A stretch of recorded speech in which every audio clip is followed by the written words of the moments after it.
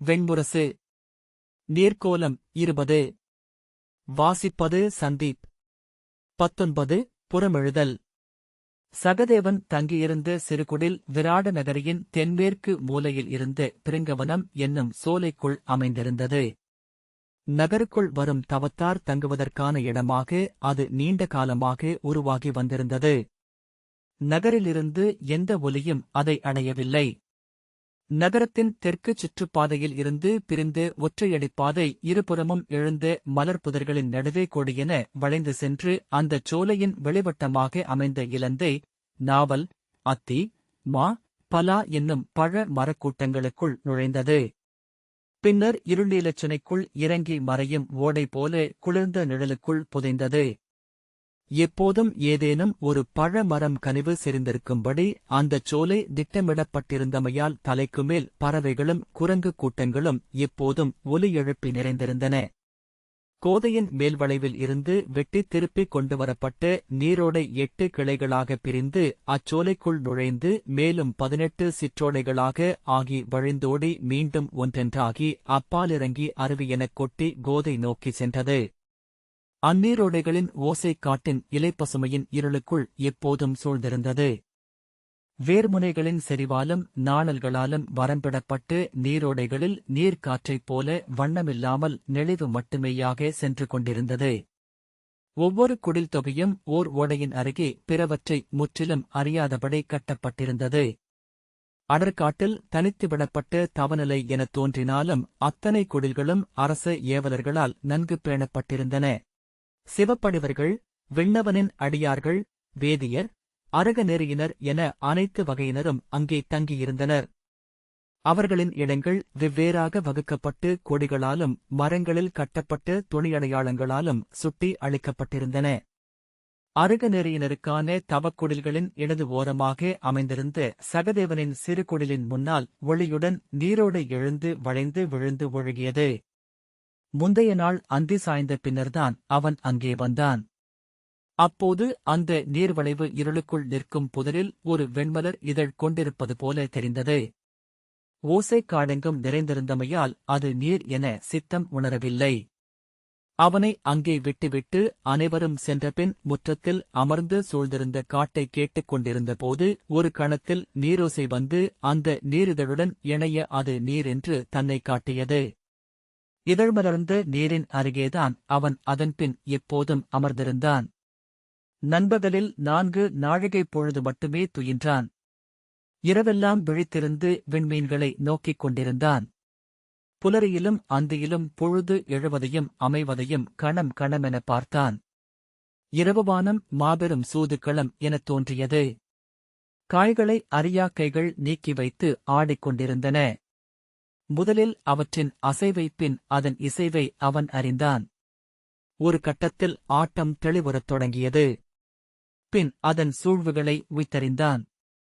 ஆடுபவன் ஒருவனே என்றும் தன் இரு கைகளாலும் இரு நிலை எடுத்து தனக்குத்தானே வென்றும் தோற்றும் அவன் ஆடுவதையும் கண்டான். அவன் எண்ணங்களையும் தயக்கங்களையும் கூட அவனால் காண முடிந்தது. ஒரு அசைவைக் கூட விடமுடியாதவனாக அவன் நெஞ்சு கூர்ந்து விழிநிலைக்க வானை நோக்கிக் கொண்டிருந்தான். அவனிடம் தங்கள் பிறவி நூலைக் காட்டி ஊழணைவு உசாவும் பொருட்டு ஒவ்வொரு நாளும் அரச கொடியினரும் பெருவணிகர்களும் வேளிர்களும் வந்து கொண்டிருந்தார்கள். ஒவ்வொரு பிறவி நூலையும் தனித்தனியாக கணித்து வருந்திரன் உரைத்து அனுப்பினான். பின்னர் தனக்குள் அவற்றை ஒன்றுடன் ஒன்று இணைத்துப் பின்னி பரப்பி ஒரு வலை என்றாக்கினான். வானிலெழுந்த களத்தின் கரு நகர்வுகளுடன் இணைத்து அதை முடிவெளியாக ஆக்கிக் கொண்டான். அவனுள் மும்முகம் அழிந்து காலம் ஒற்றைப் பரப்பென்று நிலை கொண்டு அலையடித்தது. ஒவ்வொரு முகத்திலும் வான்முழுமையின் ஆடலை அவன் கண்டான். அவர்களைக் கண்டதுமே அவன் முகம் மலர்ந்து கண்களில் சிரிப்பு ஒளிவிட்டது. நன்றையும் தீதையும் ஒன்றென்றே எண்ணி அவன் சொல்கோத்தான். துயர்கொள்பவர்களை பெருங்கருணையுடன் தொட்டு எதிலும் பொருளில்லை என்று உணர்க. நாமறியும் பொருளென்று ஏதுமில்லை என்று அதற்குப் பொருள் என்றான். ஒப்புக் கொடுத்தலும் ஏந்திருத்தலுமன்றி வென்று நிலை கொள்ள எஞ்சாது கடந்து செல்ல வேறு வழியென்று ஏதுமில்லை மானுடனுக்கு என்றான். அவன் சொற்களை அருமணி என நெஞ்சில் சூடி திரும்பிச் சென்றனர் மக்கள். அவன் புன்னகை தெய்வச் சிலைகளில் மட்டுமே திகழ்வது என்று சொல்லிக் கொண்டனர். அனைத்து மறிந்தவன் ஏதுமறியாதவனின் சிரிப்பை அடையும் மாயமே ஞானமெனப்படுகிறது என்றார் அவை கவிஞராகிய சிந்தூரர். அவர் அமர்ந்திருக்கும் நிலம் வேர்களால் ஆனது. அவர்மேல் குவிந்த வானமும்தான் என்றார் முதுசூதரான கண்டிதர். அவனை அவர்கள் விராடபொறி வாழ வந்த மெய்ப்படிவர் என்று வணங்கினர். வேதச் சொல்லை கடமை எனக் கொண்ட அந்தணர்களுக்கு உலகியலின் பொருட்டு நிமித்த நூல் நோக்க நெறியொப்பு இல்லை என்பதனால் வைதிகர் அவனை அணுகவில்லை. ஆனால் விராடபுரியில் பிற நகரிகளை விட கூடுதலாகவே வேளாப் பார்ப்பனர் இருந்தனர். அவர்கள் மணியொளி நோக்கவும் பட்டுநிலை கணிக்கவும் பயின்றிருந்தார்கள். படைக்கலத்திறன் முதல் வேளாண் நெறி ஈராக பிற திறத்தோர் அறிந்த கலைகளையும் அறிவுகளையும் செம்மொழியில் நூல்களாக யாத்தனர். அதற்கு அரச கொடை நிறைய அளிக்கப்பட்டது. அங்கே நாளொரு நூல் என அறிவு பெருகியதை சகதேவன் கண்டான். பிற நாடுகளில் அந்தணரின் முதற் தொழில் வேதமே என்றும் அதை வழுவுவோர் வீழ்ந்தவர் என்றும் எண்ணப்பட்டனர். வேளாப் பார்ப்பனர்களுக்கு கோட்டைக்கு வெளியே வடக்கு பக்கம் தனியான பார்ப்புச் செறிகள் அமைக்கப்பட்டன. நன்னாட்களிலும் விழவுகளிலும் அவர்கள் நகர்ப்புகுவது தடுக்கப்பட்டது. முடிசூடி அமர்ந்த அரசனின் அவையில் அவர்கள் தோன்றுவது விலக்கப்பட்டது. பிறர் அறியாத உலகொன்றில் அவர்கள் வாழ்ந்து மறைந்தனர். அறியா உலகென்பதனாலேயே அது ஐயத்துடனும் அச்சத்துடனும் நோக்கப்பட்டது. அந்த விலக்கமே அரண் என அமைந்து பிறர் விழிகளிலிருந்து காக்க நாளடைவில் அவர்களும் இயல்பான மந்தனத்தன்மை கொண்டனர். அந்த மந்தனத்தன்மையாலேயே அவர்களிடம் நிழல் படர்ந்த மெய்மைகளும் இருள் மூடிய நுண்திறன்களும் வளரத் தலைப்பட்டன. எளிய மானுடர் அறியாது உலவும் படிவர்களும் அறிஞர்களும் அவர்களை நாடி வந்தனர். விழிகடந்து உளமறியும் கலை, உளம்பற்றி உருமாற்றி விளையாடும் கலை, புறப்பொருளை அகத்தால் ஆக்கி மறைக்கும் கலை என மாயக்கலைகள் அவர்களால் பயிலப்பட்டன. எரியுறையும் மருந்துகள், புயலை கருக்கொண்ட வேதியங்கள் அவர்களிடமிருந்தன. மின்னலையும் இடியையும் அவர்களால் தங்கள் மடியில் கட்டி எடுத்துச் செல்ல முடிந்தது. கற்பாறையை உருகச் செய்யும் கொடுநஞ்சுகளை, வெட்டிரும்பை தளிரென்று நெகிழச் செய்யும் குளிர்ந்த அனல்களை அவர்கள் கைக்கொண்டிருந்தனர். அவர்கள் மீது அச்சம் மிகுந்து மக்கள் துயர் சொன்னால் அவர்கள் அக்கணமே விலகிச் சென்றாக வேண்டும் என்று அரசர்கள் ஆணையிட்டார்கள். அவர்களே கூட எந்த அறிகுறியும் இல்லாமல் கிளம்பிச் செல்வதுமுண்டு. வேளாப் பார்ப்பனருக்கு நாடேதுமில்லை என்ற சொல் அவர்களை ஆண்டது. அவர்களுக்கு பிரஹஸ்பதியும் சுக்கிரரும் முதலாசிரியர்கள். கணாதரும் பரமேஷ்டியும் அஜித கேசகம்பளரும் நெறியுரைத்த முன்னோடிகள். அவர்களின் மொழி ஒவ்வொரு சொல்லும் திருகிக் கொண்டு ஒலியும் பொருளும் மாறுபட பிறர் அறிய முடியாததாக இருந்தது. அவர்களின் நூல்கள் முற்றிலும் மந்தன எழுத்துக்களில் எழுதப்பட்டன. மக்கள் பேசும் மொழியே அவர்களின் உரைக்கையில் கூட அவர்களில் ஒருவர் கேட்டால் அது பிறிதொரு பொருள் அளித்தது. அவற்றுடன் விரலசைவும் கண்சுழல்வும் இணைந்து மூன்றாம் மொழியொன்றை உருவாக்கியது.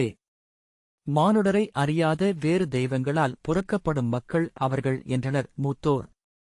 விராடபுரியில் வேளாப் பார்ப்பனர் வைதிகப் பார்ப்பனரை விட மதிக்கப்பட்டனர். செல்வமும் குடிப்பெருமையும் கொண்டு நகர் நடுவே அவர்கள் வாழ்ந்தனர். அரண்மனைக்கு வலப்பக்கமாக பிரியும் பெருவீதி அவர்களுடையது. அங்கே இரு பக்கமும் வெண்முகில்கள் போல மாடக்குவைகள் எழுந்த மாளிகைகளில் அவர்கள் வாழ்ந்தனர். முற்றங்களில் அவர்கள் ஊரும் பல்லக்குகளும் மஞ்சள்களும் காத்திருந்தன. அவர்கள் பயிலும் துறைக்கு ஏற்ப வாயில்களில் கொடிகள் பறந்தன. அவர்களின் குடிக்குறிகள் வாயில்களில் பொறிக்கப்பட்டிருந்தன. அவர்களின் அறிவுத்துணை நாடி அணைந்தவர்களும் மாணாக்கர்களாக நண்ணியவர்களும் வாயில்களில் காத்திருந்தனர். வேளாப் பார்ப்பனர்களின் தலைவரான வகனர் தன் 4 மாணாக்கர்களுடன் சகதேவனை பார்க்க வந்தார். அவருடைய வருகையை அரண்மனைக் காவலன் வந்து அறிவிக்க சகதேவன் எழுந்து கைகூப்பி நின்று அவர்களை வரவேற்றான். நீரோடையருகே அவன் முன்னால் வெறும் மண்ணில் அமர்ந்து கொண்ட வகனர் தங்களைக் குறித்து ஊரெங்கும் பேச்சு பரவியிருக்கிறது, உத்தமரே. இருமுறை தங்களை முறைப்படி சந்தித்து வணங்கியிருக்கிறேன். இம்முறை நேரில் வந்து பணியும் நல்லூழ் அமைந்தது என்றார். சகதேவன் புன்னகை புரிந்து அது என் நல்லூழ் என நெஞ்சில் கைவைத்து செய்கை காட்டினான். நான் வந்திருப்பது தங்கள் கணித்தொழிலுக்கு நெறிகளென எவையெல்லாம் உள்ளன என்று அறியும் பொருட்டே என்றார் வகனர். தாங்கள் விரும்பினால் அவற்றை நூல் வடிவாக தொகுக்க நான் சித்தமாக உள்ளேன். சூரியதேவரின் பிருத்தாங்க பிரதீபமே என் முதல் நூல். வேதாங்கமான நிமித்து மெய்யறிவுக்கு அதுவே தொடக்கம் என அறிந்திருப்பீர்கள். பிரஸ்ததாசரின் உத்தராங்க ஸ்வரூபம், சீபிரரின் ககன ஸ்வரூபம், தாமிரரின் அஷ்டாத்தியாயி போன்ற 400 நூல்கள் உள்ளன. அவற்றிலிருந்தே என் நிமித்த நூலறிவை நான் அடைந்தேன் என்றான் சகதேவன். ஆம், அந்நூல்களை நிமித்திகம் கற்கும் அனைவருமே அடிப்படையாகக் கொள்கிறார்கள். ஆனால் அதிலிருந்து முன் சென்று நீங்கள் நிகழ்த்தும் நுண்ணிய உய்த்துணர்தல் ஒன்று உண்டு என அறிகிறோம். அதை நீங்கள் எவ்வகையிலேனும் அறிநெறிகளாக, சொற்கூட்டுகளாக ஆக்க முடியும் என்றால் அதை நூல் என்று ஆக்கி தலைமுறைகளுக்கு அழித்துச் செல்ல விழைகிறோம் என்றார் வனர். சகதேவன் திகைத்து, ஆம், நான் எல்லைகளுக்கு அப்பால் செல்லும்போதே என் நுண்ணறிவை அடைகிறேன் என்றான். ஆனால் அதை மொழி என்று ஆக்கவியலுமா நெறி என்று வகுத்துரைக்கலாகுமா என ஐயுறுகிறேன் என்றான்.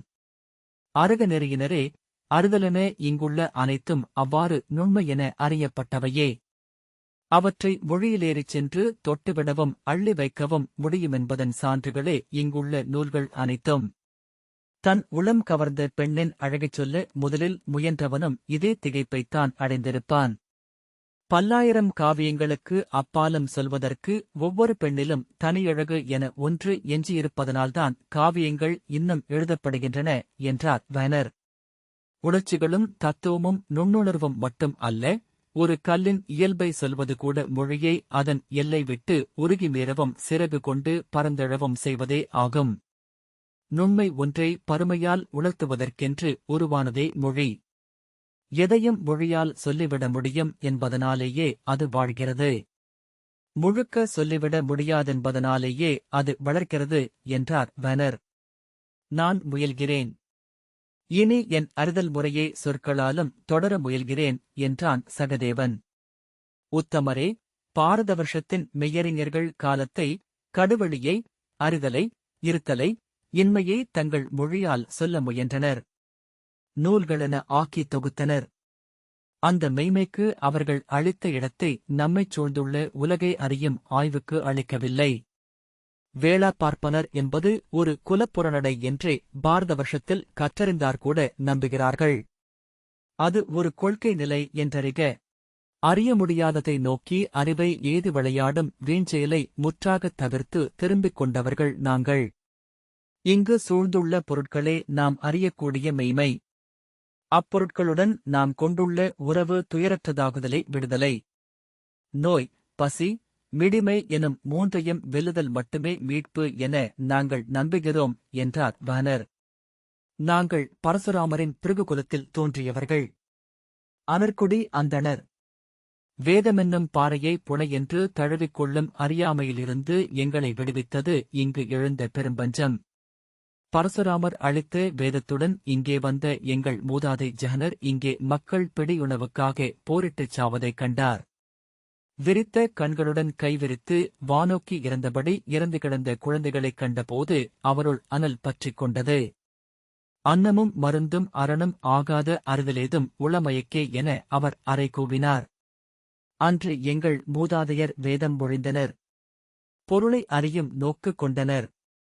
ஜஹனர் இங்குள்ள 12 கிழங்குகளையும் 20 கீரைகளையும் நஞ்சு நீக்கி சமைத்து உண்ணும் வழிகளை கண்டடைந்தார். பஞ்சம் நீங்கி குடிகள் எழுந்ததும் வேளாண்மை செய்யவும் மீன் பிடிக்கவும் புதிய வழிமுறைகளைக் கண்டறிந்து சொன்னார். அன்று முதல் இங்கே வேளா பார்ப்பனரின் குமுகம் ஒன்று உருவாகி அரசர்களால் பேணப்படுகிறது. இங்குள்ள அரசே எங்களால் உருவாக்கப்பட்டதுதான் என்றார் வனர். நிஷாதர்களின் முதற் பேரரசர் மகாகேசகர் எங்களுக்கு கிரிப்பிரஸ்தத்தின் கிழக்குச் சரிவில் தெரு அமைத்துக் கொடுத்தார். அவர் கொடி வழிவந்த நளமாமன்னரின் ஆட்சியின் போதுதான் நாங்கள் முழுவளர்ச்சியடைந்தோம். நளமாமன்னரா என்று சகதேவன் வியப்புடன் கேட்டான். ஆம், அனைத்து மானுட அறிவையும் நூல்களென ஒருங்கிணைக்கும்படி எங்களை ஏவியவர் அவரே என்றார் வனர். இளமையில் அவர் தன் குல தெய்வமாகிய கலியை துறந்தார். இந்திரனை தன் குன்றின்மேல் நிறுவி நகரத்தை இந்திரபுரி என்று பெயர் மாற்றம் செய்தார். அனைத்தையும் அவர் இயற்றியது விதர்ப்பத்தின் இளவரசி தமயந்தியை மணக்கும் பொருட்டே என்கிறார்கள் சகதேவன். ஆம், அவ்வாறுதான் கதைகள் சொல்கின்றன என்றான்.